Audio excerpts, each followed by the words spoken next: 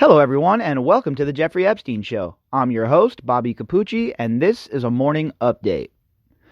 So, we've had a lot of things going on in this case recently. We've really been focused on the CBS going into the cell of Jeffrey Epstein, focused on some of the things that they found, some of the autopsy photographs, etc., and then we've focused a little bit on the commentary afterwards of some of the professionals who would be in the know about things such as that, and how there's a lot of conflicting opinions so far still about Jeffrey Epstein's alleged suicide, and how the CBS special it opened up more questions than it even answered. So that's what we've been discussing the last couple of days. But today we have an article from ABC News, and it's about some of the survivors of Jeffrey Epstein's abuse. So we're going to jump into that article in just a second, and we're going to see what that has to say. But before we do that, I'd just like to let you all know it is almost Santa Fe time. Tick tock, tick tock, tick tock. The clock is moving. I cannot wait. I cannot wait. Almost time, folks. It is almost time to touch down. It is almost time to look for some answers. It is almost time to have some conversations, and I cannot wait. All right, so if you'd like to contact me, you can do that at bobbycapucci@protonmail.com. That's BOBBYCAPUCCI@protonmail.com. Why don't we just dive right into the story? All right, ABC News. Jeffrey Epstein survivors on coming to terms with what happened to them in Palm Beach. I had blamed myself for all these years. And we've heard that from a lot of these girls. We know a lot of these girls have had rough lives after they were abused by Jeffrey Epstein. We know that a lot of them have went on to have drug addictions and fall to the fall through the cracks of society. And that happens a lot, and not just in the Epstein case. You see that a lot with these sort of victims, these trafficking victims. They're beat down by the people who abuse them, and then they're smacked around again by a justice system who doesn't care about them. Michelle Licata can still vividly recall the anxiety and dread she felt 15 years ago as the car she was riding in crossed a bridge onto Palm Beach, Florida, and turned onto El Brio Way, a dead-end street of palatial homes partially obscured by tall hedgerows. As we were pulling into the neighborhood, Licata recalled, I started wondering, where are we? Why are we pulling into someone's house? It was just before Christmas in 2004 when a friend approached Licata, then a 16-year-old high school student, with an opportunity to make some quick cash to buy presents for her brothers and sisters. I'm already getting grossed out, folks. Just the first little bit of this, I already need to have a shower. I already need to take a dive into a completely chlorinated pool because it's gross. 16 years old, right before Christmas. She doesn't have any money, so she's going to go give this sick bastard a massage so she can get her brother and sister some presents. Just absolutely, positively disgusting, all of it. Licata says her friend told her that all she had to do was give a massage to some old man in a facility-type setting, and she would be paid $200. So I told her, yeah, I would love to make some extra money for Christmas, Licata said. After finishing a work shift at a local supermarket in West Palm Beach, Licata said the friend picked her up for their trip to the island. When we stopped in his driveway, Licata said, she started telling me there's going to be a guy that you're going to give a massage to. He's going to ask you to take your shirt off and your pants off, but don't worry, you can keep your underwear and your bra on. Licata had no idea at the time she was about to enter the Palm Beach mansion of Jeffrey Epstein, then a 51-year-old mega-wealthy financier, pedophile, who would over the next 3 years come under investigation by local and federal authorities in Florida for alleged sexual crimes against more than 30 underage girls. 30 underage girls. And remember, folks, make sure you go to the description box and click on the link, because there's a lot of pictures in these articles for the most part, and you'll want to check them out. This was becoming a little bit scary and real, and something completely different than what I thought was supposed to happen, Licata said. As she and the other girl walked up to the house, Licata recalled being greeted by a couple of ladies who looked like supermodels. She also noticed there were other adults all around the property. It was just people that worked for him, Licata said. There was a guy outside trimming flowers, people at the pool, people that are just hanging out. but nobody looked up. Nobody really cared that there were young girls walking into the back of this old man's mansion. And that's one of the biggest problems in this whole entire case, folks. How can anyone who was around Epstein all the time and around Epstein even a good portion of their time not know what he was doing? All these young girls walking in and out each day. What did you think he was doing, running a math tutoring service? I mean, come on. Absolutely, positively ridiculous for anybody to say that they weren't aware of what Epstein was doing. And you add all of this up with that article we just read from 2010 from Conchita, and you understand that everybody knew what was going on.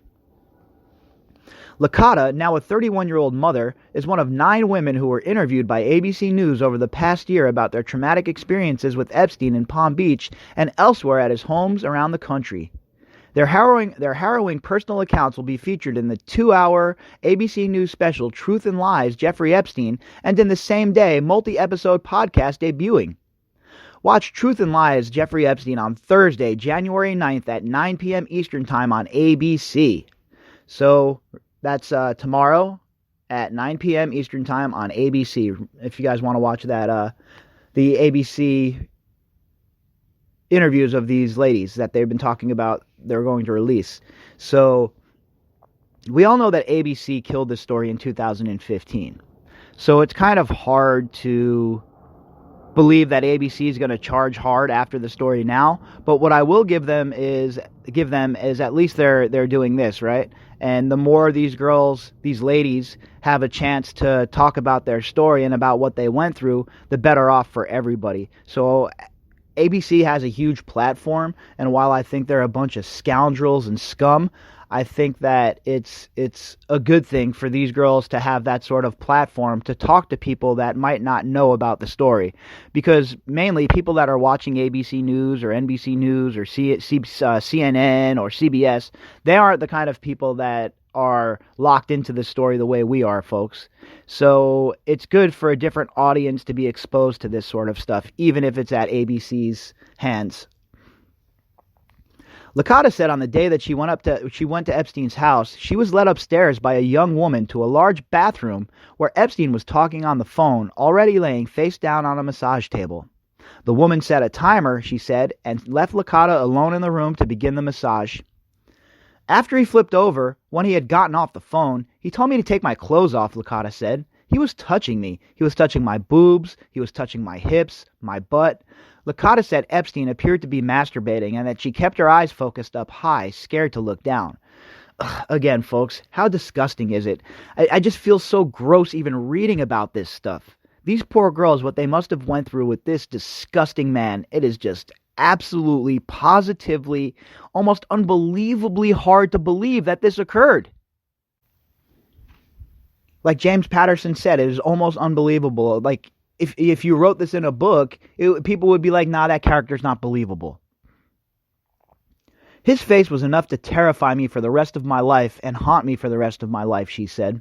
Yeah, I bet it was. That ugly-ass mug, that disgusting face staring at you as he abuses you. And then for the rest of your life, you have to live with that because nobody believes you, and you know that he's still doing it. Man, these poor girls. After it ended, Licata said Epstein gave her $300, $200 for her, and $100 for the girl who brought her there, who was waiting downstairs to take her home. I put my sunglasses on, and I cried all the way home, Licata said, and I was just thinking, I'm never going to let anybody touch me again. I don't want anybody to look at me. I don't want anybody to touch me. Wow. Licata said that she didn't tell her family about what Epstein had done until a year later, when Palm Beach police detectives showed up at her door. The girls were certainly afraid to talk, said Michael Ryder, the police chief of Palm Beach at the time of the Epstein investigation. All along the way, they said, this is a very powerful guy. Fear and the belief that nobody would believe their story made most of them very reluctant to cooperate. And I wondered why. Right? I wonder why they think nobody would believe their story. Could it possibly be because these people are protected and these girls walk into the house and they see pictures of all of these famous and powerful people on his walls? Why would they think that they wouldn't that this man wouldn't be protected? Everybody knows the score. Even kids understand. You walk into someone's house and they have those sort of pictures on the wall, and they're that powerful that they're very dangerous people. The victims' reluctance to come forward, along with the shame many of them felt after being lured into the situation, experts say, likely allowed Epstein's scheme to go undetected in Palm Beach for years before the police began to investigate. Sorry, I don't believe that. I do not believe that. People knew. There were whispers. People knew exactly what was going on. Nobody intervened. Nobody stepped up to help these girls. Nobody stepped in to stop Jeffrey Epstein. And this is the result. All right? This is the result of inaction. A lot of times, what girls will choose to think is, this is my fault, said Jamie Howard, a clinical psychologist at the Child Mind Institute, and so I'm not going to tell anyone. I don't want to be blamed. I don't want people to think that I've done something really wrong, and then I'll get in trouble, so I'll keep it to myself, and I'll have all of this shame. And you see that a lot with these girls. You see when in the interviews with these girls that were abused by Jeffrey Epstein, they talk about this sort of thing all the time. How they didn't think anyone would believe them, how they thought that they'd be ridiculed. And then you see what happened to the girls that did come forward, the girls that did bring the allegations against Epstein. Not only did the defense attorneys rip them to shreds, the prosecution got in on the party as well. So why, as somebody who has been abused, or the parent of somebody who's been abused, would you want to bring your story forward if you're going to be treated in such a manner? The good thing is that's going to be a thing of the past going forward, I believe. I don't think people are going to be able to get away with things like this in the future, because I think there's going to be more awareness, right? I think that the public is so locked into things like this now that I don't think anyone will ever be able to get a sweetheart deal the way Epstein did again. Now, maybe that's naive to think that, but I think that you just see the fury in the public at this point, and I don't think that we'll see too many sweetheart deals be handing out in the future for stuff like this. Being in such an expensive house and just where he lived in general showed you that he was above us already, said Lisa Jones, who was 14 when she said Epstein assaulted her during a massage at his Palm Beach home. It made me feel like I would have told somebody they weren't going to believe me. Even today, some of the women who spoke to ABC News would do so only if their identities were concealed and their names withheld. I don't blame them. Do you blame them? Why would they want to come forward? Why would they want to come forward dealing with the people that we're dealing with? These are dangerous people, and with Ghislaine Maxwell still on the loose, you never know what's going to happen. I want my story to be heard, said one woman who went to Epstein's once and never returned, but at the same time, I'm a mom, I have a career. It's an embarrassing situation, and it's something that still bothers me. 3 of the women who spoke on condition that ABC News would not name them, all of whom have been friends since high school, said they were recruited separately in 2003 when they were 17, and that they were told nothing of what to expect from Epstein beyond the massage. He reached around and grabbed my butt, said one of the 3, and I remember smacking his arm away and telling him, don't touch me, and then he did it again, and I said, I told you not to touch me, and he immediately got off the table and said, you're done, and all I remember is thinking, this guy is going to rape me. I mean, he's already touched me twice, and I told him to stop, and now he's angry. She escaped the situation, but said she didn't tell her parents or the authorities about it until years later. I almost felt scared to talk, like I was going to get in trouble. Did I do something wrong that I could be arrested? The unnamed woman said, I was young. I had blamed myself for all these years. I was definitely scared to talk. Despite those hurdles, Palm Beach police detectives would ultimately conduct interviews with more than 20 alleged victims and witnesses over the course of a year-long investigation beginning in early 2005. Victim A would tell us about Victim B. Victim B would tell us about Victim C and D, and each of them, it was a tree that branched out from there, Ryder said. They were basically the same story. This is what the house looks like. This is what they had me do. This is where they found me, and this is what I was told. This is what I was offered. Epstein really just had middle schoolers and high schoolers all over Palm Beach running around and trying to recruit for him, trying to recruit other little kids, said Brad Edwards, a victims' rights lawyer who has represented several Epstein accusers over the past 11 years. He would literally have 3 a day lined up all the time at maybe 9 a.m., another one at noon, and another one at 4. Shortly after the victim's report, Ryder ordered 24-hour surveillance on Epstein's home and organized a plan to retrieve Epstein's trash, from which they recovered message pads with the names of possible additional victims, along with the timing of their visits. It was an important case to us, and we assigned a lot of resources to it and did all that we could to put the investigation together so we could offer it to prosecution, Ryder said. It was pretty clear to us that Epstein preferred pubescent and prepubescent girls, which makes it more vile and disgusting. Yeah, no shit. It was Jeffrey Epstein. This whole entire story is just absolutely, it's mind-boggling to think that this happened right under everyone's noses for so long, and that nobody knew. I refuse to believe that nobody knew. Ryder said he informed the local prosecutor at the time, Palm Beach County State Attorney Barry Krischer, about the case early on, knowing that it would ultimately be Krischer's call on filing any charges against Epstein. I told him that we would be presenting a case shortly that was a sex crime case, Ryder recalled. It involved numerous victims, that the perpetrator was a 50-year-old male, and the victims were in their early teens. He asked me the person's name. I told him it was Jeffrey Epstein, and he said, "I never heard of that guy," and he remarked, "From what you've told me, we'll put him away for the rest of his life, and this'll be an easy case." Among the girls who were lured into Epstein's home was Courtney Wild, who is now 32. She said she was just 14 years old when she started to hear about other girls who were making money from a rich old guy in Palm Beach. All right, so we have Krischer saying, "Oh yeah, we're going to put him away for the rest of his life. This is an easy case." Then all of a sudden, Jeffrey Epstein gets slapped with just the little plea deal that he got, the lovey-dovey plea deal that he got. I wonder why. Do you think it was just because he was rich? Do you think it was just because people liked him? Or do you think it was because somebody somewhere started making moves? I was told he was a brain surgeon or he was a doctor of some sort, Wild said. I knew he had money. I had no idea who he was, though. Wild was eventually persuaded by Epstein to recruit other girls for him, but she started like everyone else, going over to his house to give him massages that invariably turned sexual. She is indoctrinated to believe when she's very young that this is appropriate behavior, and this is just what the rich and powerful do, said Edwards, Wild's attorney. Once you train a 14-year-old that this behavior is okay, and she gets used to the money that comes with it, you've groomed her perfectly. And that's what this whole entire ring was. And that's where Ghislaine Maxwell came in. She was the one who put together the whole crew underneath Epstein. She was the one who facilitated all of this stuff.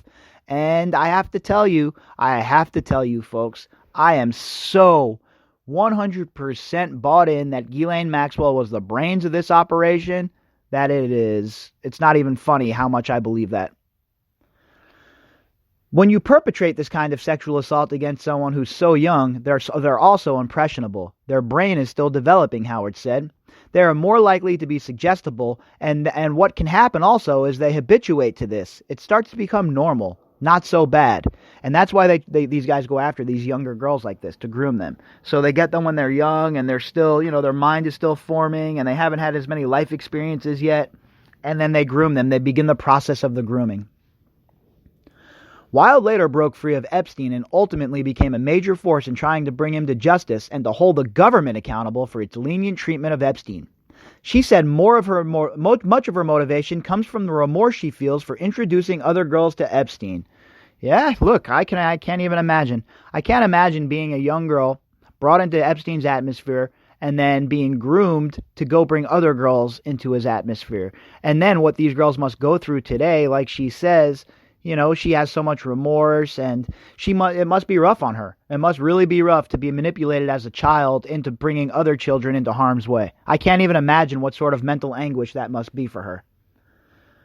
I hold such an extreme amount of guilt for bringing these girls, and now that I've gotten older, I just hold so much guilt for ever having somebody do that or introducing that to somebody's life, Wild said.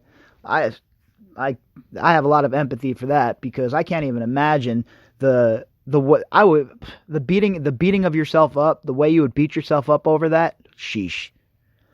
As the police investigation progressed in Palm Beach, Epstein learned that he was the target and assembled a team of defense lawyers who began communicating with the prosecutor's office about the case and the backgrounds of some of the alleged victims and their families. Soon after, Ryder said he and his detectives began to notice a sea change in the attitude coming from Krischer. "We felt as though we were speaking to a defense attorney instead of a prosecutor," Ryder said. He was advocating the suspect's position and that these really weren't all that serious of crimes. The victims were untruthful. They wouldn't make good witnesses at trial. There's lots of reasons why this case shouldn't be prosecuted. It was unbelievable then, and it's even more unbelievable now. Again, who got to Krischer? Who got to Krischer and told him that this was a no-go? Listen, you're not gonna prosecute this case the way you think you are, pal, all right? Epstein is ours. Hands off. That's basically what happened. Because Krischer, when he first heard this information, was ready to go to the mattresses, was ready to send this guy away for the rest of his life. Then all of a sudden things change. All of a sudden that it's not that big of a deal. There's not that serious of circumstances. Come on, who got to you, Krischer? Be a man. Step forward. Do the right thing for once in your life. Ryder says that Krischer eventually told him that he thought the case against Epstein should be resolved with a misdemeanor molestation charge, which would not have carried a requirement for sex offender registration. "I couldn't accept that as a way to resolve this case," Ryder said. "I don't think they were counting on me. Everybody else fell into line, but I could not. Our number one job is to protect the public, and, 14 and 15-year-old girls are very vulnerable, and if we can't protect them, what the hell are we doing here?" Man, I agree with that 100%. Chief Ryder is one of the heroes of this story, one of the only men who truly cared about what was going on. He's the man who kicked it up to the feds. He's the man who went crazy on the local prosecution. And I have to tell you, he's definitely one of the only good guys in this whole story. On May 1st, 2006, the Palm Beach Police Department forwarded its full investigative report on Epstein to the prosecutor's office, along with recommendations for 5 felony charges against Epstein. Included in the submission was a letter from Ryder asking Krischer to remove himself from the case. Ryder never heard back from Krischer about the letter, and the prosecutor's office took no action on the recommended charges. Instead, Krischer took the case 2 months later to a grand jury, which returned a single-count felony indictment for solicitation of prostitution. And there's just a ruling on that as well about the grand jury testimony, and the judge just ruled that it's going to stay sealed for now. So we're going to read that article later on, but a judge did rule that grand jury will be sealed for now, and we have no idea what happened in that grand jury, obviously. Calling these girls prostitutes is a very offensive thing, Ryder said. They need to be apologized to for that. Prostitution conveys there is no victim in this. A child can't be willing. A child can't consent to this. I've been saying that since the beginning. How the hell do you call these kids child prostitutes? 15, 16 years old? You can't be a prostitute. "We weren't prostitutes," Jones says, now a 31-year-old mother of 3. "We weren't whores. We were children." "It's such a deep hurt to be called those things," Wild said. "That's not okay to feel the emotions, even to this day, that it brings to me. That will never be okay to be identified as that." And that makes me, honestly, it makes smoke come out of my ears, folks, that the prosecution would be involved in this, that the prosecution would be calling them this, that the prosecution would be making the defense's case that these girls are less than because they might have had a couple of drinks or they partied when they were teenagers. What? Really? Really? On the same day that Epstein's indictment was made public, Ryder received a call from the FBI asking to take over the case. He and his lead detective spent hours briefing the agents and a federal prosecutor. Ryder left feeling hopeful that a renewed and wider probe of Epstein's activity would result in appropriate charges. But after nearly 2 years of investigation, the federal government, without informing the alleged victims, entered into a then-secret non-prosecution agreement with Epstein that spared him a potential lengthy prison sentence in exchange for guilty pleas to 2 lesser state prostitution charges. He served just 13 months of an 18-month sentence in a private wing of a county jail and was released in 2009. "This was a mockery of the criminal justice system," Ryder said. "I think that everybody should awaken to that, and now we need to fix it. Sometimes you have to hit rock bottom before you can repair the situation. I think this is a bottom-hitting case, and now let's find ways to fix it so it doesn't happen ever again. Well, I would love for that to be the case, and I think that it's going to be a lot harder for somebody to get away with things like this from now on, somebody as high profile as Jeffrey Epstein, but I highly doubt that we're ever going to be able to stop it completely. I hope that we can, but man, I don't know. And the point that this was a mockery of the criminal justice system, the criminal justice system is a mockery of itself at this point. Even after Epstein's rearrest on federal child sex trafficking charges in July 2019 and his death a month later, many of his victims still feel betrayed by the way that they were treated and are looking for answers as to why the system treated him with such obvious leniency. At the end of the day, I still feel like there's no closure. I haven't gotten any closure from this, and for all the other victims, Wild said, justice hasn't been served yet, and we want to know why. Krischer, the former Palm Beach County state attorney, did not respond to ABC News' efforts to reach him for comment. In his lone statement on the case since Epstein's rearrest last year in New York, he defended his office's actions in the case. The state's attorney's office took the Palm Beach Police Department's investigation to a grand jury, which returned a single-count indictment of felony solicitation of prostitution, a third-degree felony, the statement read in part. Krischer's handling of the case and Epstein's subsequent indulgent treatment in jail, where he was granted liberal work release privileges by the county sheriff, are currently being reviewed in an investigation that was ordered by Florida Governor Ron DeSantis in August. Oh, boy. All right, folks. Well, again, we hear from some more victims. We see the trauma that it has caused them, the pain that they have suffered at the hands of these sick bastards. And while Jeffrey Epstein is dead, his co-conspirators are not. So let us focus on bringing them to justice. Let's bring these girls the justice that the state and the feds did not bring them the first time. Let's bring it to them this time. Let's bring them the justice, and let's turn the predators into the prey. If you'd like to contact me, you can do that at bobbycapucci@protonmail.com. That's BOBBYCAPUCCI@protonmail.com. If you would like to help support the podcast, you can click on the GoFundMe link in the description box. I will be back later on, folks, and we are going to do it all over again because it was so much fun the first time. Hope you all have a great Wednesday.